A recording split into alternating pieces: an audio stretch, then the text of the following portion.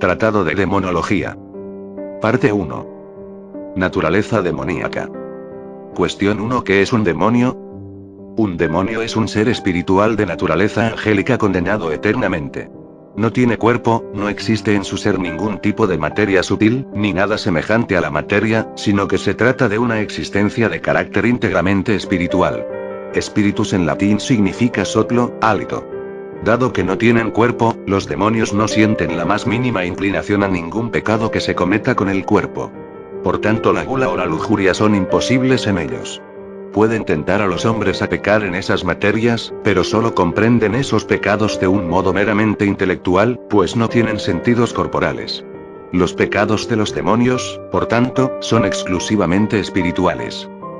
Los demonios no fueron creados malos, sino que al ser creados, se les ofreció una prueba, era la prueba previa antes de la visión de la esencia de la divinidad. Antes de la prueba veían a Dios pero no veían su esencia. El mismo verbo ver resulta aproximativo, pues la visión de los ángeles es una visión intelectual. Como a muchos les resultará muy difícil entender cómo podían ver/conocer a Dios, pero no ver/conocer su esencia, habría que proponer como comparación que sería como decir que ellos veían a Dios como una luz, que le oían como una voz majestuosa y santa, pero que su rostro seguía sin desvelarse. De todas maneras, aunque no penetraran su esencia, sabían que era su creador, y que era santo, el santo entre los santos.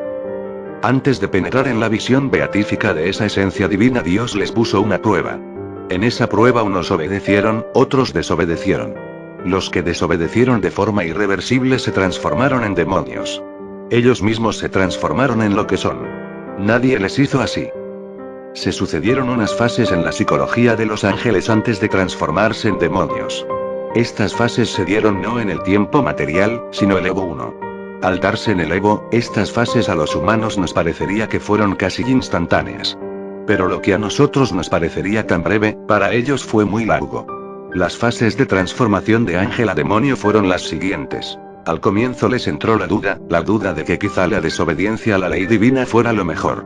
En el momento en que voluntariamente aceptaron la posibilidad de que la desobediencia a Dios fuera una opción a considerar, ya pecaron.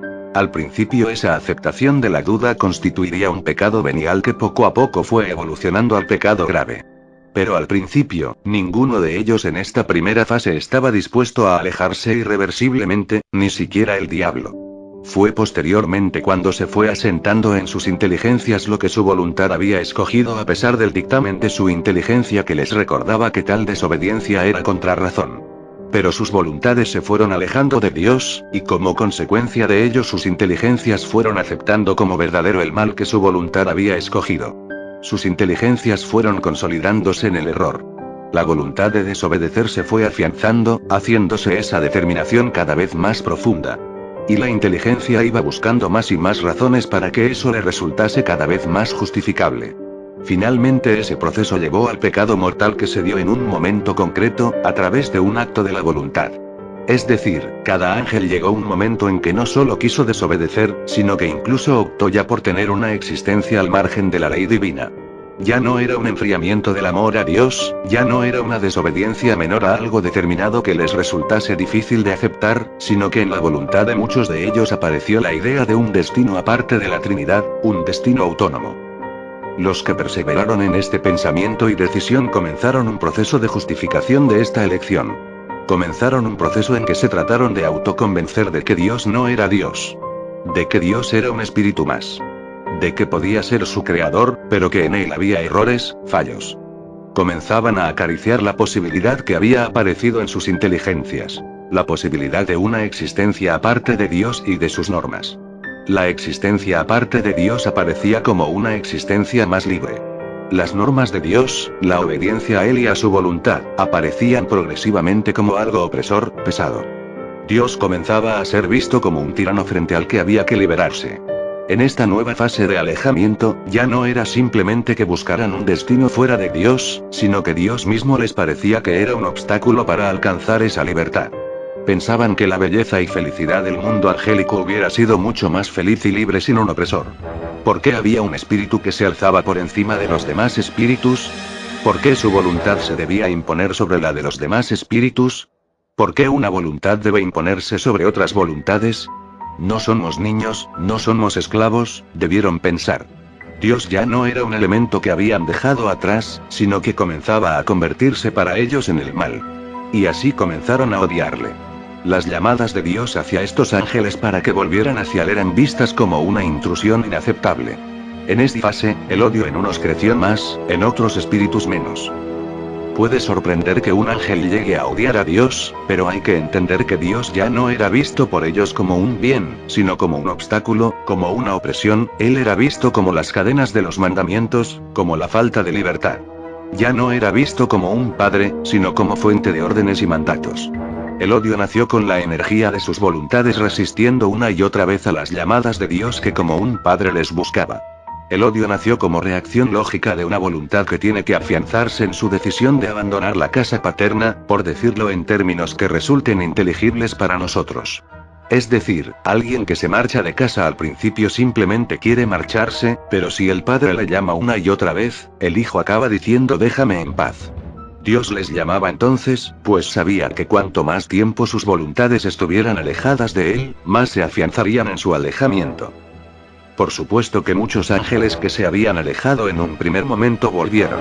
Esta es la gran lucha en los cielos de la que se habla en Apocalipsis 12. Y se entabló un combate en el cielo. Miguel y sus ángeles luchando con el dragón. Y el dragón luchó y sus ángeles, pero no tuvieron fuerza, no volvió a encontrarse su sitio en el cielo. Fue expulsado el gran dragón, la serpiente antigua que se llama Diablo y el adversario, que engaña al orbe entero. Fue expulsado a la tierra, y sus ángeles fueron expulsados con él. ¿Cómo los ángeles pueden luchar entre sí? Si no tienen cuerpo, ¿qué armas pueden ser usadas? El ángel es espíritu, el único combate que se puede entablar entre ellos es intelectual. Las únicas armas que pueden blandir son los argumentos intelectuales. Esa lucha fue una lucha intelectual. Dios enviaba la gracia a cada ángel para que volviera a la fidelidad o se mantuviera en ella. Los ángeles daban argumentos a los rebeldes para que volvieran a la obediencia. Los ángeles rebeldes daban sus razones para fundamentar su postura y para introducir la rebelión entre los fieles. En esta angelical conversación de miles de millones de ángeles hubo bajas por ambos lados. Ángeles rebeldes regresaron a la obediencia, ángeles fieles fueron convencidos con la seducción de los razonamientos malignos. La transformación en demonios fue progresiva. Con el transcurrir del tiempo, el Evo es un tipo de tiempo, unos odiaron más a Dios, otros menos. Unos se hicieron más soberbios, otros no tanto. Cada ángel rebelde fue deformándose más y más, cada uno en unos pecados específicos. Así como, por el contrario, los ángeles fieles se fueron santificando progresivamente. Unos ángeles se santificaron más en una virtud, otros en otra. Cada ángel se fijó en un aspecto u otro de la divinidad. Cada ángel amó con una medida de amor. Por eso en el bando de los fieles comenzó a haber muchas distinciones, según la intensidad de las virtudes que cada ángel practicó más.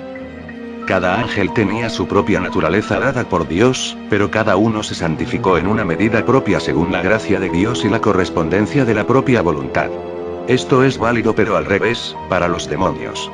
Cada uno recibió de Dios una naturaleza, pero cada uno se deformó según sus propios caminos extraviados. Por eso la batalla acabó cuando ya cada uno quedó encasillado en su postura de forma irreversible. Llegó un momento en que ya solo había cambios accidentales en cada ser espiritual. En los demonios, llegó un momento en que ya cada uno se mantuvo firme en su imprudencia, en sus celos, en su odio, en su envidia, en su soberbia, en su egolatría. La batalla había acabado. Podían seguir discutiendo, hablando, disputando, exhortándose, durante miles de años, por decirlo así en términos humanos, pero ya solo habría cambios accidentales.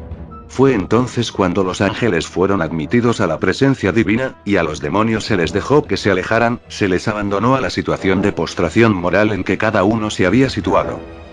Como se ve, no es que los demonios sean enviados a un lugar cerrado de llamas y aparatos de tortura, sino que se les deja como están, se les abandona a su libertad, a su voluntad. No se les lleva a ninguna parte. Los demonios no ocupan lugar, no hay dónde llevarles. No hay aparatos de tortura, ni llamas que les puedan atormentar, ni cadenas que les amarren sus miembros. Tampoco los ángeles fieles entraron en ningún sitio. Simplemente recibieron la gracia de la visión beatífica. Tanto el cielo de los ángeles, como el infierno de los demonios, son estados. Cada ángel porta en su interior su propio cielo esté donde esté. Cada demonio, esté donde esté, lleva dentro de su espíritu su propio infierno. El momento en que ya no hay marcha atrás es el momento en que un ángel ve la esencia de Dios. Porque después de ver a Dios ya nada le podrá hacer cambiar de opinión. Después de haber visto a Dios, jamás nadie podrá escoger algo que le ofenda lo más mínimo. Pues la inteligencia comprendería que sería escoger estiércol frente a un tesoro. El pecado después de ese momento es imposible. El ángel antes de entrar al cielo, comprendía de Dios, comprendía lo que era, lo que suponía su santidad, omnipotencia, sabiduría, amor. Después de ser admitido a contemplar su esencia, uno no solo la comprende, sino que además la ve.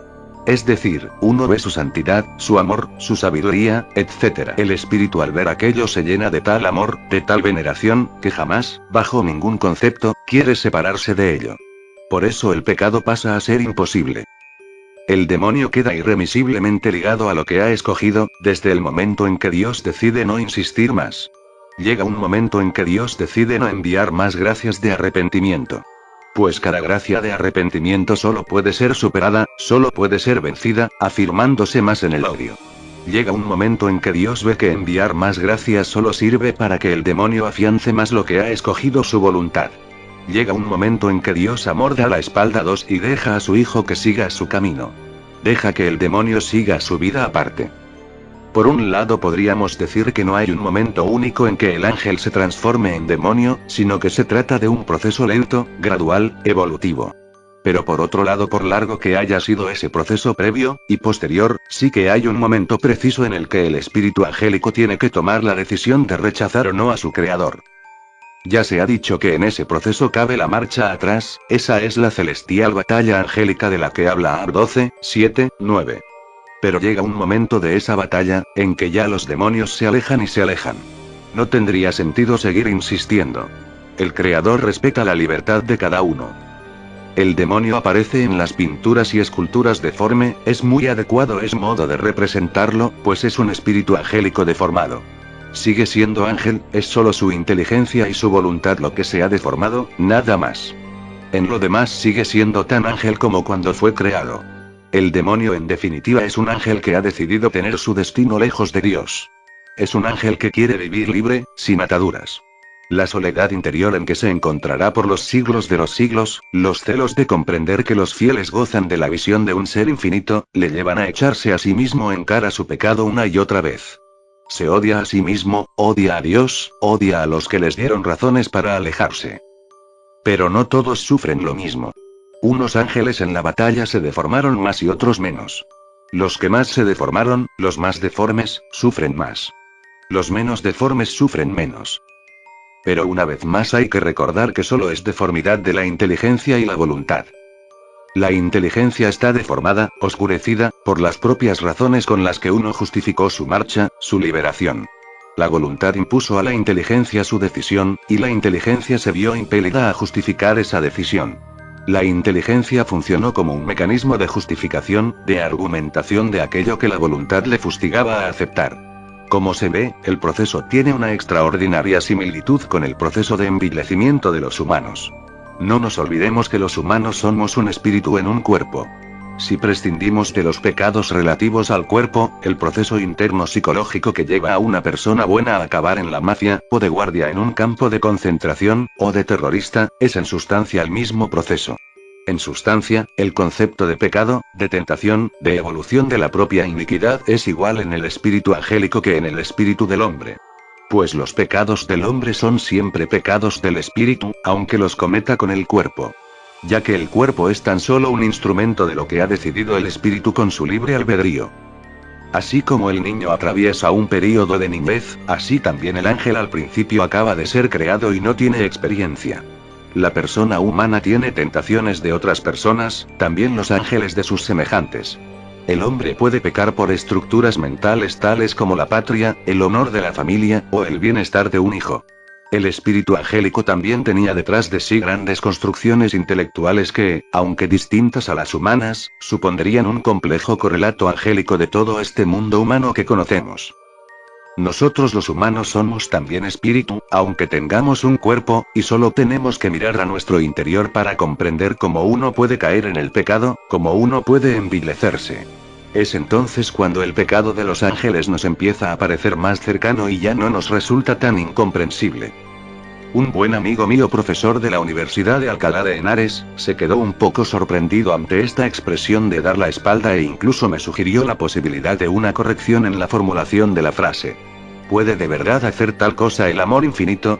Indudablemente sí. La rebeldía de la criatura lleva a que finalmente Dios abandone a ese ser a su propia suerte. ¿Qué momento es ese en que la criatura queda abandonada? Ese momento es aquel en el que Dios decide no conceder ninguna gracia más de arrepentimiento a la criatura. En ese instante podemos decir que Dios ha dado la espalda al ser que creó. En cuanto ocurre esa terrible y temible decisión, la criatura está ya juzgada.